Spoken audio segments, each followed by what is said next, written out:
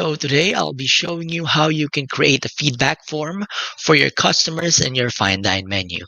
Now, once you go to feedbacks and click on the create a form button, this pop-up menu should appear.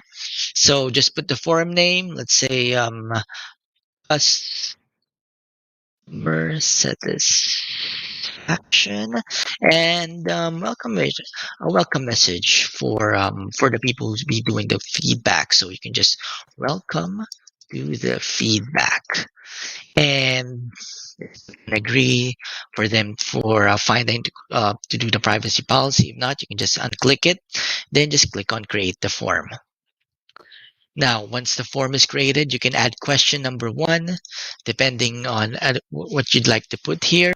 So, how was the service? And you could put it as a star rating. You could put it as a text box so they can put in their comments. They can put it yes or no, but that's not applicable to the question. And there's a smiley ranking wherein there's like a happy face, a sad face, depending on their mood on the service. Now, once done, you can just put a smiley there, for instance, and go to the next question. So, how was the food? And once again, we can put a yes, no rating, star rating, smiley. Why don't we do the smiley as well? And just click on required. So they should be answering both of these questions. And let's, for instance, this is the entirety of your feedback form. Once you're done, just click on save. And once save, what we need to do here is to activate the form, publish the form. And now, why don't we check it out here? Let's refresh this menu.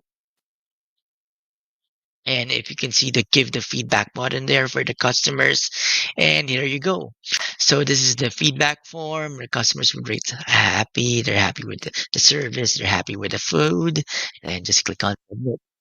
Now, once submitted, you can see the results. There should be a notification, or you can just click on results here and you can see the answers they had for the feedback. So for the two ones, they are happy for the service and the food. So that's how you create a feedback form and how your customers see it, and how they would rate it. So, yeah, I suggest you do it on your own and work on it and see if which one would fit your preference. So that's how you create a feedback form. Thank you for your time, guys.